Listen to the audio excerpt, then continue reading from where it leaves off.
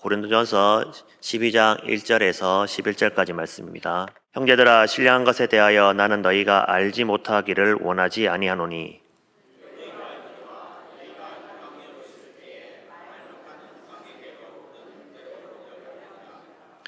그러므로 내가 너희에게 알리노니 하나님의 영으로 말하는 자는 누구든지 예수를 저주할 자라 하지 아니하고 또 성령으로 아니하고는 누구든지 예수를 주시라 할 수 없느니라.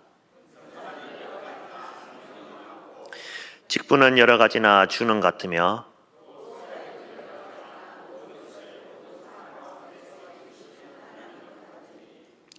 각 사람에게 성령을 나타내심은 유익하게 하려 하심이라.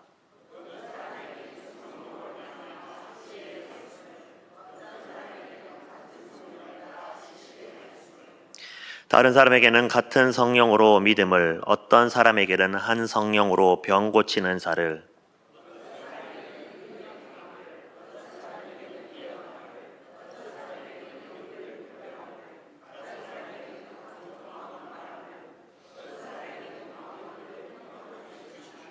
함께 보겠습니다. 이 모든 일은 같은 한 성령이 행하사 그의 뜻대로 각 사람에게 나누어 주시는 것이니라. 아멘. 먼저 한 가지를 상상해 보면서 오늘 말씀을 시작하려고 합니다.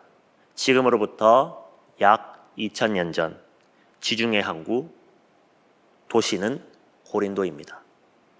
해가 지고 어둠이 내재하던 어느 골목, 좁은 계단을 올라가니 2층 다락방에서 불빛이 새어나옵니다.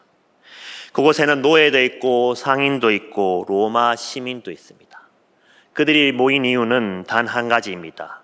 예수 그리스도를 예배하기 위해서입니다. 그런데 예배가 시작되자 놀라운 일이 벌어집니다. 어디선가 알 수 없는 언어로 말하는 소리가 들립니다. 누군가는 손을 들고 기도합니다. 누군가는 하나님이 이렇게 말씀하신다 외칩니다.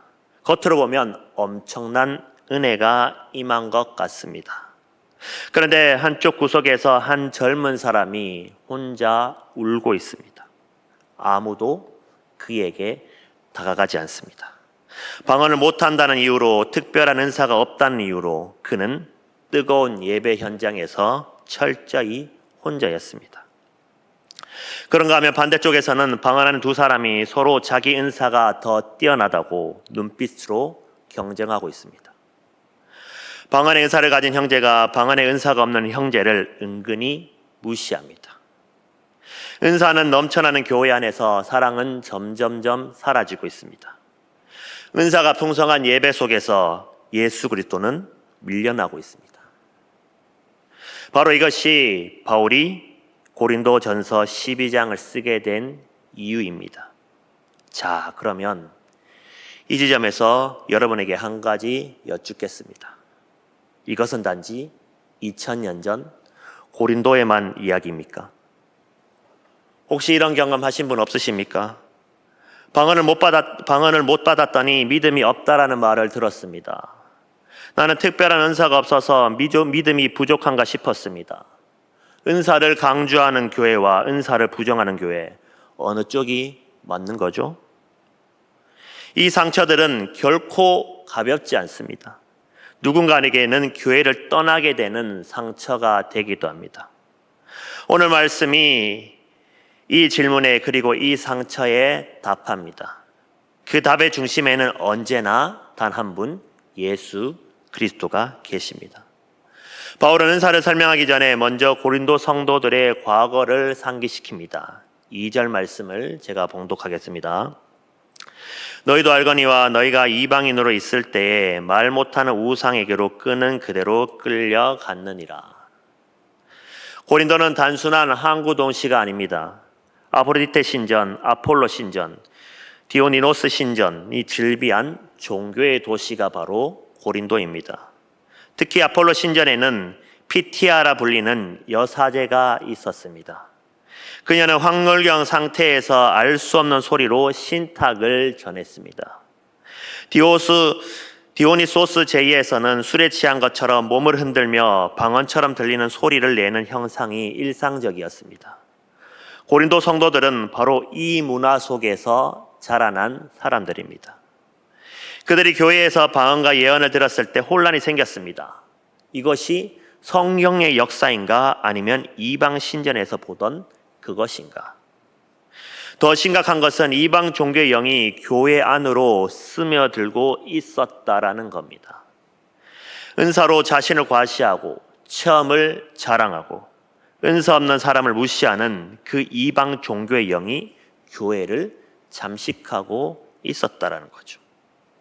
바울은 이 혼란의 뿌리를 정확히 짚어내고 단 하나의 기준을 제시합니다. 3절 말씀을 제가 봉독하겠습니다. 그러므로 내가 너희에게 알리노니 하나님의 영으로 말하는 자는 누구든지 예수를 저주할 자라 하지 아니하고 또 성령으로 아니하고는 누구든지 예수를 주시라 할 수 없느니라.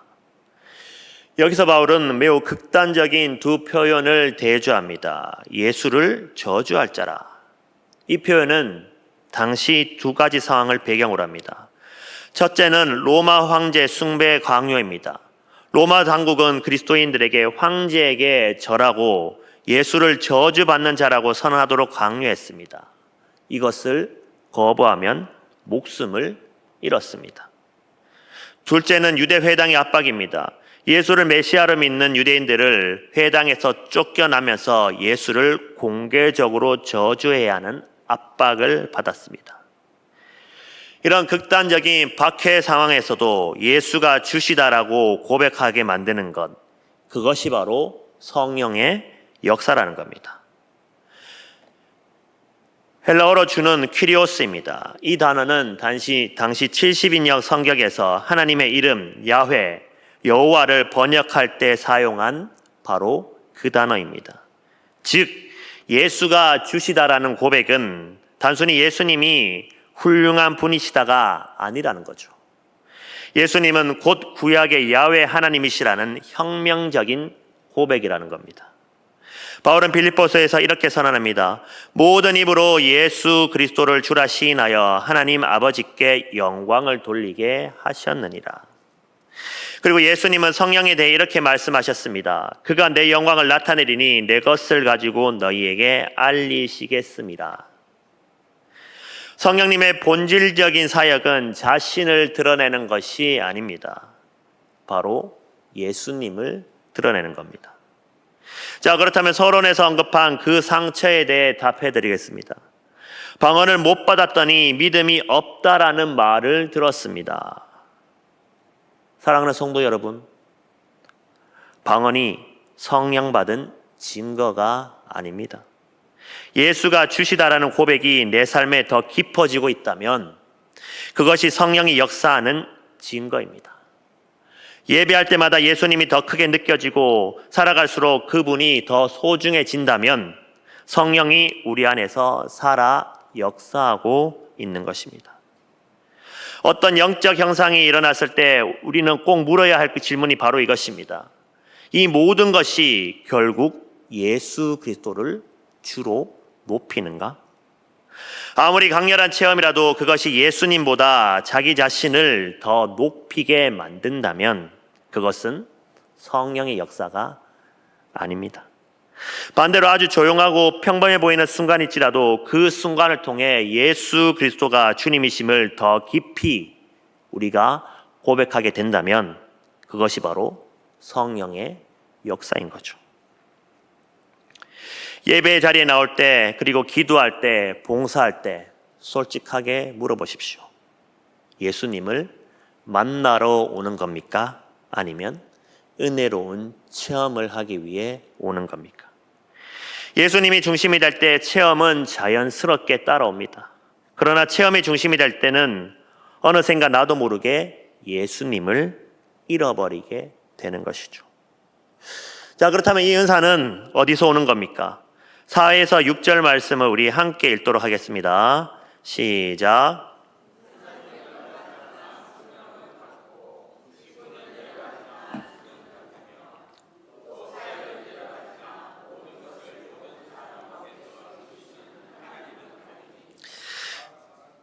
바울은 여기서 삼위일체 하나님을 자연스럽게 드러냅니다. 4절은 성령, 5절은 주 예수 그리스도, 6절은 하나님 아버지입니다. 은사의 다양성 뒤에는 삼위일체 하나님의 하나되심이 있습니다. 여기서 잠깐 멈추어 생각해 보겠습니다. 성령님은 어떤 분입니까? 성령님은 단순한 능력이나 힘이 아닙니다. 그분은 인격을 가지신 하나님이십니다. 우리와 함께 슬퍼하시고 우리를 위해 탄식하시며 우리 안에서 기도하는 분이십니다. 로마서 8장 26절 말씀을 제가 봉독하겠습니다. 이와 같이 성령도 우리의 연약함을 도우시라니 우리는 마땅히 기도할 바를 알지 못하나 오직 성령이 말할 수 없는 탄식으로 우리를 위하여 친히 간구하시느니라. 성령님이 각 사람에게 은사를 나누어 주십니다. 은사는 어떤 비인격적 능력이 우리에게 임하는 것이 아닙니다. 우리를 사랑하시는 성령 하나님이 각 사람을 아시고 각 사람에게 맞는 선물을 손수 골라주는 겁니다. 고린도 교회의 문제는 은사로 인한 분열과 교만이었습니다. 방언하는 사람은 방언 없는 사람을 무시했습니다. 예언하는 사람은 자신이 더 높은 영적 수준에 있다고 착각했습니다. 바울이 제시하는 답은 이것입니다. 은사는 다양하지만 그 근원은 하나이신 삼위일체 하나님입니다. 동일한 하나님부터 흘러나온 은사들이 어떻게 서로 경쟁할 수 있다는 말이냐? 같은 부모에게 태어난 자녀들이 나는 아버지 쪽이 더 많이 닮았으니 더 우월해. 이렇게 다투는 것이 얼마나 어리석은 일입니까? 모두 같은 아버지에게서 온 것인데 말입니다. 은사도 이와 마찬가지입니다. 모두 삼위일체 하나님으로부터 온 것입니다. 어떤 은사도 다른 은사보다 우월할 수 없습니다. 여기서 은사로 번역된 헬라어는 카리스마입니다. 카리스마의 어근은 카리스입니다. 이것은 은혜입니다. 은사는 은혜로 값없이 주어진 선물이라는 거죠. 그렇다면 하나님이 우리에게 주신 가장 크고 근본적인 선물은 무엇입니까? 요한복음 3장 16절입니다. 하나님은 세상을 이처럼 사랑하사 독생자를 주셨으니 이는 그를 믿는 자마다 멸망하지 않고 영생을 얻게 하려 하심이라. 하나님은 자신의 독생자를 하나밖에 없는 아들을 우리를 위해 내어 주셨습니다. 이것이 모든 은사의 출발점입니다. 이 진리를 바울은 로마서에서 이렇게 선언합니다. 로마서 6장 23절입니다. 제 삭선 사망이요 하나님의 은사는 그리스도 예수 우리 주 안에 있는 영생이니라. 우리가 얼마나 절망적인 자리에 있었는지 기억하십니까? 제 삭선 사망입니다. 그 자리에서 하나님이 우리에게 주신 선물이 바로 예수 그리스도 안에 있는 영생입니다. 예수 그리스도 자신이 하나님이 우리에게 주신 최고의 은사인 거죠. 성령의 모든 은사는 이 최고의 선물이신 예수 그리스도부터 흘러나옵니다. 예수님을 통해 우리는 하나님의 자녀가 되었습니다. 그 자녀들에게 하나님이 각기 다른 선물을 나누어 주신 것입니다. 바울은 고린도 후서에서 이 은혜 앞에 터져 나온 고백을 기록합니다. 고린도 후서 9장 15절입니다. 말할 수 없는 그의 은사로 말미암아 하나님께 감사하노라. 말할 수 없는 그의 은사. 헬라어로 아네크디에게토스입니다. 이 단어는 신약 성경 전체에서 단 한 번, 바로 이 구절에서만 사용된 단어입니다. 그 뜻은 이루다 말로 표현할 수 없는, 언어로 형용할 수 없는 이라는 뜻을 가지고 있습니다.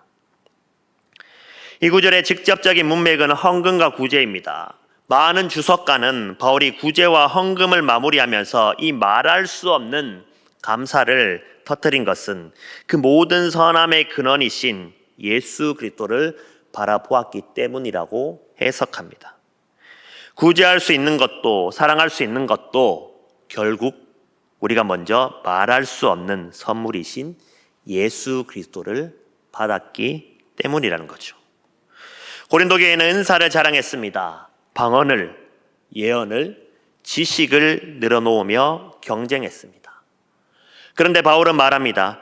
하나님이 우리에게 주신 진짜 선물은 말로 표현조차 할 수 없는 것입니다. 그 앞에서 우리가 할 수 있는 것은 자랑이 아니라 감사입니다. 은사를 받은 은사를 받은 우리가 해야 할 것은 자랑이 아닙니다. 감사와 경배인 거죠. 그렇다면 예수님 어떻게 사셨습니까? 예수님의 삶 전체가 공동의 유익을 위한 것이었습니다. 광야에서 40일을 굶으셨지만 돌로 떡을 만들지 않으셨습니다. 십자가에서 내려올 능력이 있었지만 내려오지 않으셨습니다. 그분의 모든 능력은 철저히 우리를 위해 사용되었습니다. 성령의 은사는 바로 이 예수님의 삶의 방식을 우리 각 사람 안에 새기는 겁니다. 내가 받은 은사는 나를 빛내기 위한 것이 아닙니다. 내 옆에 있는 지체를 살리기 위한 것입니다. 바울은 이것을 단 한 문장으로 선언합니다. 고린도전서 12장 7절입니다. 각 사람에게 성령을 나타내심은 유익하게 하려 하심이라. 유익하게로 번역된 헬라어 심페로는 함께 모아서 유익이 되게 하다, 즉 공동의 유익을 의미합니다. 은사는 개인의 영적 우월함을 증명하기 위한 것이 아닙니다. 그리스도의 몸인 교회 공동체 전체를 위한 것이 바로 은사인 거죠. 성령의 은사도 정확하게 그 방향을 가리킵니다. 내가 가진 은사는 나를 위한 것이 아니라 그리스도의 몸인 교회를 위한 것이다. 은사의 근원이 예수 그리스도라면 그 은사를 향하는 방향도 반드시 예수 그리스도여야 합니다. 그분으로부터 흘러나오는 은사는 반드시 그분의 몸을 세우는 방향으로 흘러가야 하는 것입니다. 그렇다면 구체적인 은사들이 무엇이며 어떻게 그리스도의 사역을 이어받는 겁니까? 이어서 바울은 성령의 은사 9가지를 나열합니다. 그 9가지를 보면서 우리는 놀라운 사실을 발견하게 됩니다. 이 은사들은 모두 예수님이 이 땅에서 직접 행하신 것들과 맞닿아 있습니다. 예수님은 바리새인들의 함정 질문에 누구도 반박할 수 없는 놀라운 지혜로 답하셨습니다. 처음 만난 사마리아 여인의 숨겨진 과거를 아셨습니다. 나병 환자, 맹인, 혈류증 여인을 고치셨습니다. 폭풍을 잠잠케 하시고 무리를 걸으셨습니다. 귀신을 꾸짖어 내쫓으셨습니다. 엠마오로 가는 두 제자에게 나타나셔서 성경을 풀어 설명하시며 그들의 마음을 뜨거워지게 하셨습니다. 이 은사들은 결국 하나를 향합니다. 예수 그리스도께서 이 땅에서 하신 일이 오늘도 교회를 통해 계속 지속되고 있다라는 선언입니다. 예수님이 말씀하셨습니다. 내가 아버지께 구하겠으니 그가 또 다른 보혜사를 너희에게 주사 영원토록 너희와 함께 있게 하리니. 성령이 오신 것은 예수님의 사역이 멈추지 않기 위함입니다. 예수님은 하늘로 올라가셨지만 그분의 사역은 성령을 통해 그분의 몸인 교회를 통해 오늘도 계속됩니다.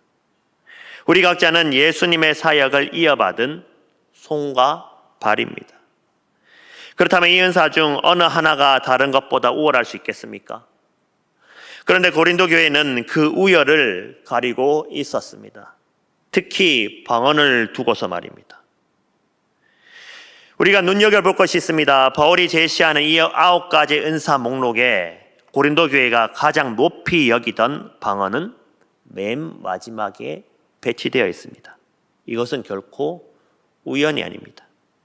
방언을 지나치게 높이던 고린도 교회를 향한 조용하지만 분명한 교정이라는 거죠. 그리고 바울은 고린도전서 14장에서 더 명확하게 말합니다. 고린도전서 14장 19절입니다. 그러나 교회에서 내가 남을 가르치기 위하여 깨달은 마음으로 5마디 말을 하는 것이 1만 마디 방언으로 말하는 것보다 나으리라. 은사의 기준은 화려함이 아닙니다. 공동체를 얼마나 세우는가 하는 것입니다. 11절을 보십시오. 이 모든 일은 같은 한 성령이 행하사 그의 뜻대로 각 사람에게 나누어 주시는 것이니라. 이 구절에서 2가지를 붙드십시오. 그의 뜻대로. 은사는 성령님이 주권적으로 결정하십니다. 내가 선택하는 것이 아닙니다. 내가 더 간절히 기도해서 더 좋은 은사를 획득하는 것이 아니라는 겁니다. 각 사람에게 예외가 없습니다. 이 자리에 앉아있는 모든 분은 적어도 하나의 은사를 다 받으셨습니다. 그러므로 이런 생각이 틀린 겁니다. 특정 은사를 받아야만 성령을 받은 것이다. 틀렸습니다. 나는 은사가 없다. 이것도 역시 틀렸습니다. 한 교회에 아무도 모르는 집사님이 계셨습니다. 그 집사님은 매일 새벽 4시에 교회에 나오셨습니다. 예배를 드리러 온 것이 아닙니다. 무릎 관절이 좋지 않으셨는데도 무릎을 꿇고 교회 화장실 구석구석을 닦으셨습니다. 아무도 몰랐습니다. 그리고 아무에게도 알리지 않았습니다. 그 집사님이 하늘나라에 가신 후에야 교인들이 그 사실을 알게 되었습니다. 성도들이 함께 울었습니다. 그리고 이런 고백이 터져 나왔습니다. 저는 그 화장실에서 매일 하나님의 임재를 느꼈습니다. 그 집사님의 은사가 무엇이었겠습니까? 성김의 은사였습니다. 여러분 자리에서 한번 발견해 보십시오. 여러분의 디자인 실력, 영상 편집 실력, 음악 실력이 교회를 섬기는 데 쓰인다면 그것은 은사입니다. 신앙에서 나오는 한마디 조언과 중보기도의 눈물이 다음 세대를 붙드는 은사입니다. 새벽 기도에서 흘리는 그 눈물의 기도가 공동체를 살리는 은사입니다. 매일 밤 자녀에게 드리는 기도와 말씀이 다음 세대를 세우는 은사입니다. 성령의 은사는 강단 위에서만 나타나지 않습니다. 일상의 자리, 아무도 몰라도 조용하게 예수님의 손과 발이 되어 섬기는 것, 그 모든 것이 성령의 은사인 거죠. 바울 자신도 고린도 교회를 향해 이렇게 고백했습니다. 고린도전서 2장 2절입니다. 내가 너희 중에서 예수 그리스도와 그가 십자가에 못 박힌 것 외에는 아무것도 알지 아니하기를 작정하였음이라. 바울의 모든 능력, 모든 은사, 모든 사역의 출발점이 바로 이 고백입니다. 오늘 말씀의 가장 핵심은 이것입니다. 성령의 은사를 제대로 이해하려면 다른 것이 아니라 먼저 십자가를 보아야 합니다. 예수님은 이 땅에 오셔서 자신의 모든 능력을 오직 우리의 구원을 위해 사용하셨습니다. 단 한 번도 자신을 위해서 그 능력을 사용하지 않으셨습니다. 광야에서 40일을 굶으실 때 돌로 떡을 만들 수 있었지만 그렇게 하지 않으셨습니다. 십자가에서 내려올 수 있었지만 내려오지 않으셨습니다. 왜냐하면 그분의 모든 능력은 우리를 위한 것이기 때문입니다. 이것이 바로 은사의 본질입니다. 우리가 받은 은사에는 예수님의 희생적 사랑의 DNA가 심겨져 있습니다. 자신을 내세우는 것이 아니라 다른 사람을 살리기 위해 사용되어야 하는 것이죠. 오늘 이 시간 3가지를 결단하십시오. 그런데 이 결단을 이야기하기 전에 먼저 말씀드립니다. 이 결단은 우리의 굳은 의지로 결코 완성되지 않습니다. 성령의 도우심을 의지하면서 결단하시기를 바랍니다. 첫 번째로 내 은사를 발견하겠습니다. 공동체 안에서 섬기기 시작하십시오. 어떤 섬김에서 기쁨이 느껴진다면 그것이 바로 여러분의 은사입니다. 두 번째로 내 은사를 공동체를 위해 사용하겠습니다. 은사는 움켜쥐는 순간 죽어버립니다. 흘러보낼 때 살아납니다. 마지막으로 모든 은사로 예수 그리스도만 높이겠습니다. 나는 낮아지고 그분만 높아지게 하겠습니다.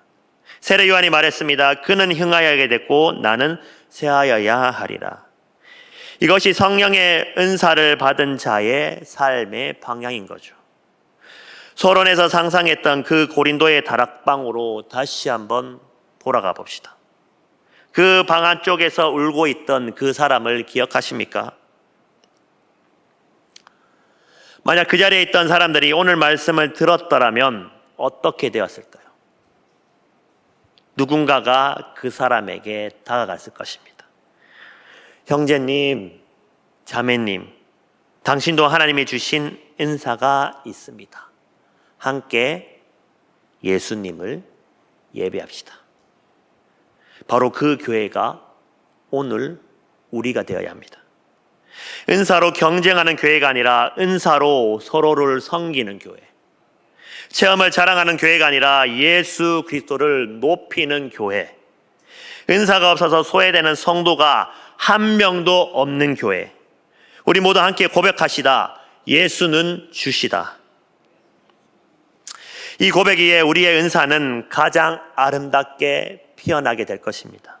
이 고백 위에 우리의 교회는 가장 강력하게 세워지게 될 것입니다. 이 고백 위에 우리의 삶은 가장 풍성하게 열매를 맺습니다. 사랑하는 성도 여러분, 혹시 여러분 중에 고린도 교회 다락방 한 구석에 외로이 눈물 흘리던 그 여인처럼 나는 특별한 은사도 없어, 믿음도 부족한가 봐, 이렇게 생각하며 영적인 외로움과 상처를 안고 계신 분이 계십니까? 근데 오늘 성령님은 우리에게 분명히 말씀하십니다. 성령을 받은 가장 확실한 증거는 화려한 방언이나 능력이 아니라 지금 내 입술과 중심에서 터져나오는 예수님은 나의 주님이시라는 고백입니다. 은사가 없다고 낙심하지 마십시오. 그렇다고 은사를 가졌다고 교만하지도 마십시오. 하나님이 우리에게 주신 가장 말할 수 없는 최고의 선물은 바로 예수 그리스도이십니다.